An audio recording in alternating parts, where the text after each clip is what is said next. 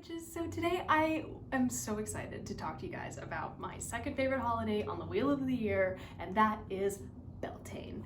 It is just so funny to me that my two favorite holidays are on like opposite sides. So my favorite holidays are Samhain and Beltane.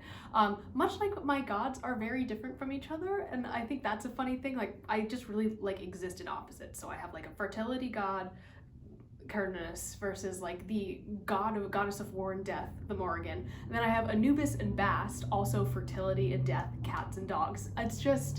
It's a whole thing that exists in my life, so we're just gonna take it for what it is.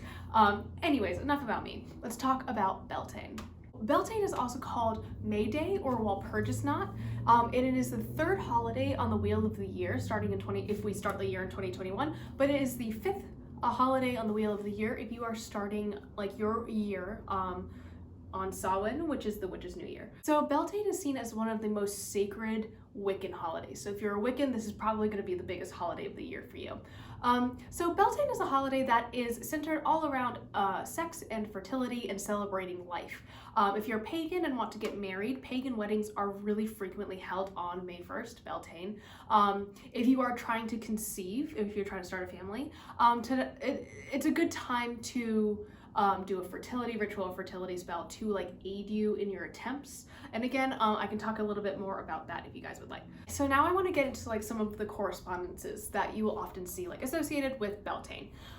So number one, the element that is most closely associated with Beltane is fire. You will often see people calling it a fire festival. You might see bonfires. Fire is a huge element that is really associated with this holiday.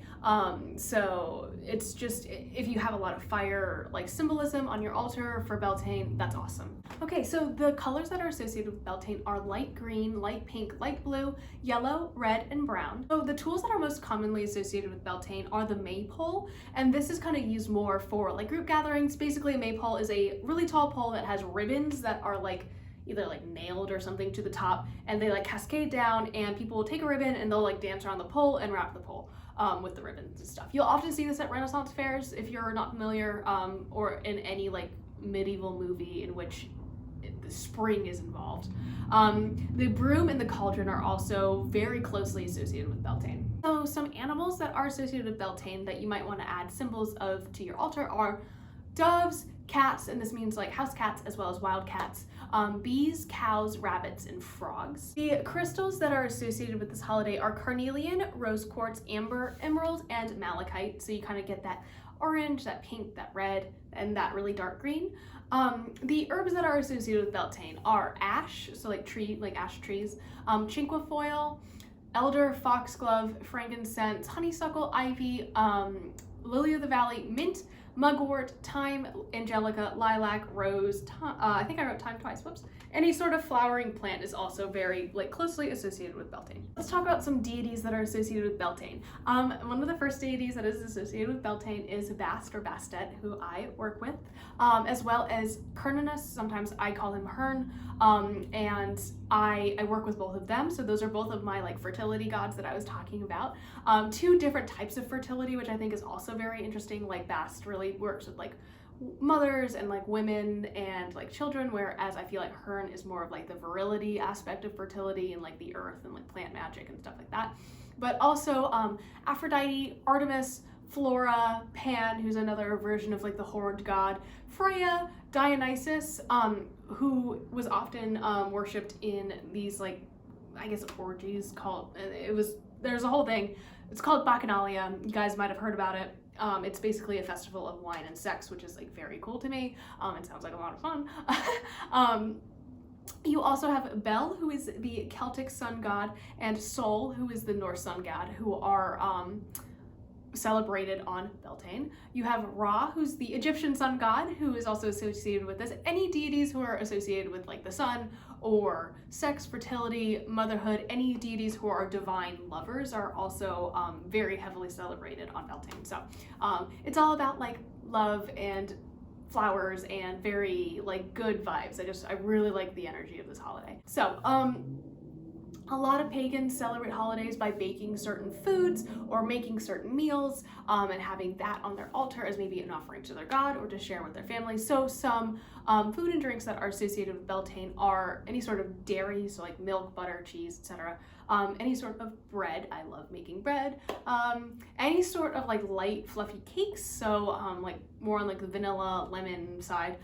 Strawberries, cherries, lemonade, green wine, wow, that's smart. Green salads, wine of any kind, vegetables, oat cakes, and iced tea. Okay, and then finally, some things that you can put on your altar to decorate it for Beltane are flowers, any sort of fertility symbol, ribbons, fresh flowers, fresh herbs, anything like that is really great to incorporate for Beltane, as well as like a lot of candles for that fire element of this holiday. To wrap all of this up, Beltane is a really amazing holiday, and it can be really fun to celebrate with you and like if you have a significant other, it can be like a really romantic day. But I feel like newcomers might be a little bit intimidated by Beltane. I discovered Beltane when I was like 13 and I was like scandalized. I mean, a holiday centered around like sex, oh my gosh, the horror. I know. But as an adult, obviously that taboo has been mitigated. As much as I love Beltane, I often kind of like personally have an issue connecting to that like conception and like fertility aspect, simply because I decided at a really young age, around the time I really discovered witchcraft actually, that I did not want any part of being a mother. I don't want to have kids or anything. So in the first part of the year where everything is about like fertility and growth and all of that is, sometimes I feel a little bit uncomfortable, but if you fall into that same category as me right now, instead of like thinking about like fertility in like the physical aspect, it might be a good time for you to focus on tending your garden or putting a good day's work towards one of your main goals. It's about conceiving and working towards your goals or your how you want to live your life, right? I know it can be a little bit difficult when people are talking about like the god and the goddess coming together and creating what. Don't worry about that. Just make sure that this holiday fits for you and do things that fit for you. Beltane is supposed to be a day of fun and fellowship and amazingness. So I hope you guys enjoy the day that again is on May 1st, and I will be filming a an altar setup video, which will go a little bit later in the day. So I hope that's okay for everybody. But yeah, I hope you guys learned a little bit about Beltane, and I will see you tomorrow. Bye.